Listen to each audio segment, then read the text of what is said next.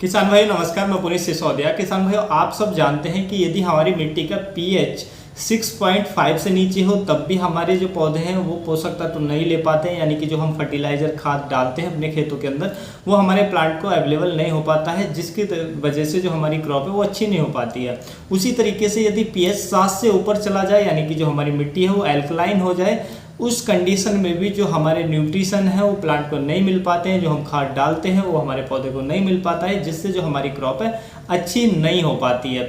तो जो आदर्श पीएच होता है, यानी कि अच्छा जो पीएच मान होता है किसी भी भूमि का, वो होता है 6.5 से लेकर 7 के बीच में। यदि मिट्टी का पीएच है आपकी का, तो आपकी जो भी न्यूट्रिशन आप दे रहे हैं, फर्टिलाइजर दे रहे हैं या भूमि में पड़े हुए हैं, वो मैक्सिमम मात्रा में हमारे प्लांट को मिल पाएंगे, अवेलेबल हो पाएंगे और बैलेंस मात्रा में मिल पाएंगे, जिससे जो हमारी क्रॉप अच्छी देखने को मिलेगी।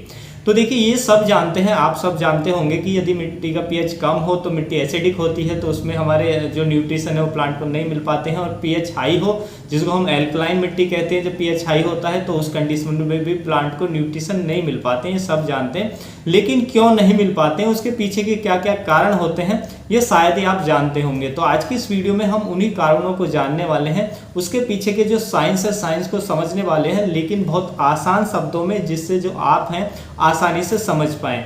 तो वीडियो काफ़ी इन्फॉर्मेटिव होने वाला है। वीडियो अच्छा लगे लाइक कीजिएगा, अच्छा ना लगे तो आप इसे डिसलाइक भी कर सकते हैं। तो चलिए जानते हैं। देखिए, सबसे पहले आपको ये समझना पड़ेगा कि पौधा जो है वो न्यूट्रिशन को लेता कैसे, अपटेक किस तरीके से करता है। तो देखिए, आप जानते हैं कि न्यूट्रिशन जो है वो हमारे मिट्टी के अंदर पड़े होते हैं, मिट्टी के कणों के अंदर पड़े होते हैं, लेकिन पौधा डायरेक्ट मिट्टी से नहीं लेता है। पौधे को लेने के लिए क्या चाहिए कि जब हम अपनी भूमि में या फसल में जब पानी देते हैं, इरिगेशन देते हैं, तो पानी के अंदर जो हमने पानी दिया है वो कहाँ, मिट्टी के अंदर गया। तो मिट्टी के कणों से, यानी कि मिट्टी के अंदर जो भी न्यूट्रिशन पड़े होते हैं वो पानी के अंदर घुल जाते हैं, यानी कि वो जैसे नाइट्रोजन, फास्फोरस, पोटास, वो पानी के अंदर आ जाती है। तो जब वो पानी के अंदर जो मिट्टी के जो भी पोषक तत्व वो पानी के अंदर आ जाते हैं, तो उसको हम सॉइल सॉल्यूशन कहते हैं, क्योंकि हमने जो पानी दिया उसमें जो पोषक तत्व वो घुल गए, तो फिर हम उसको सॉइल सॉल्यूशन कहते हैं। और उस सॉइल सॉल्यूशन को ही प्लांट अपटेक करता है, जिससे प्लांट को जो पोषक तत्व हैं वो भी उसके अंदर पहुंच जाते हैं और पानी के जरिए, और पानी भी उसको मिल पाता है। तो सॉइल सॉल्यूशन में क्या होता है, पानी होता है और जो भी मिट्टी के अंदर पोषक तत्व पड़े होते हैं वो होते हैं, तो उसको हम सॉइल सॉल्यूशन कहते हैं। फिर तो सॉइल सॉल्यूशन को ही प्लांट अपटेक करता है। इस तरीके से जो प्लांट है न्यूट्रिशन को लेता है।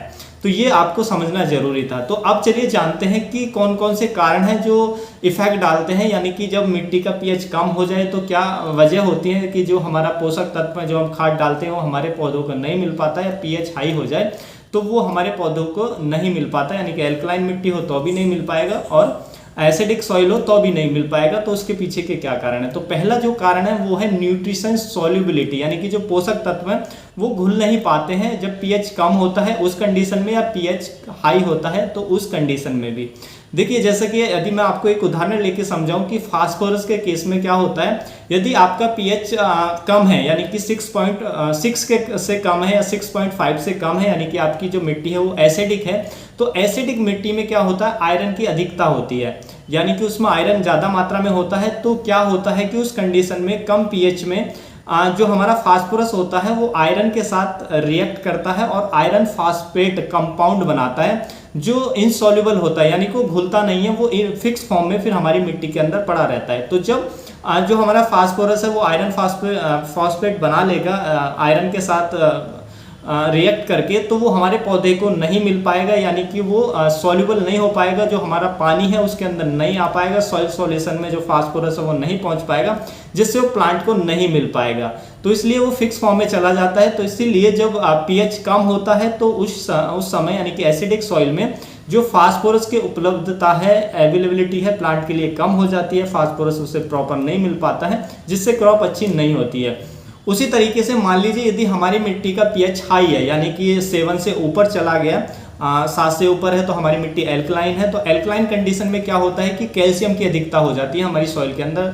तो कैल्शियम के साथ फिर फास्फोरस वहाँ पर भी क्या रिएक्ट करता है और कैल्शियम फास्फेट कंपाउंड बना लेता है, जो भी इनसॉल्युबल है, यानी कि वो भी फिक्स फॉर्म में चला जाता है और इसी तरीके से ट्राई कैल्शियम फास्फेट बनाता है और भी कई कंपाउंड बना लेता है। जो फास्फोरस है वो फिक्स फॉर्म में पड़ा रहता है, वो फिर सॉल्युबल नहीं होता है, यानी कि जो सॉइल सॉल्यूशन है उसमें नहीं पहुंच पाता है, जिससे जो हमारे प्लांट को मतलब हाई पीएच में भी, एसिडिक सॉइल में भी जो फास्फोरस है हमारे प्लांट को नहीं मिल पाता है। तो यदि हमारे प्लांट को जो फास्फोरस है वो उसको मिल पाए तो उसके लिए जो पीएच है वो होना चाहिए हमारा 6.5 से लेके 7 के बीच।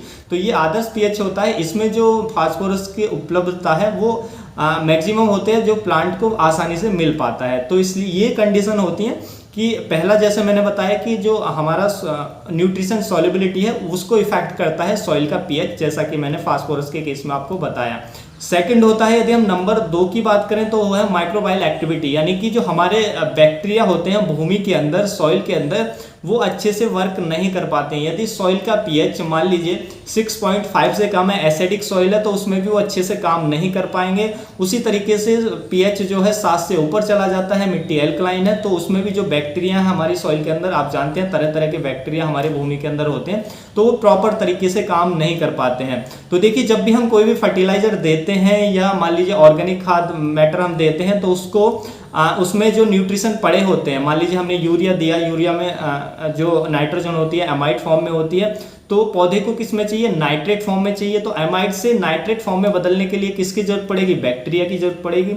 तो उस कंडीशन में मान लीजिए पीएच हमारा डाउन है, 6.5 से नीचे है, मिट्टी एसिडिक है, तो बैक्टीरिया अच्छे से काम नहीं कर पाएंगे, तो उसको जिस रूप में प्लांट को चाहिए उस रूप में वो कन्वर्ट नहीं हो पाएगा। इसी तरीके से डीएपी के केस में भी होता है। आप जानते हैं डीएपी में जो फास्फोरस होती है वो मैक्सिमम क्या होती है कि उसको जो बैक्टीरिया है वही सॉल्युबल बना सकते हैं और पानी में घुलनशील बहुत कम होती है।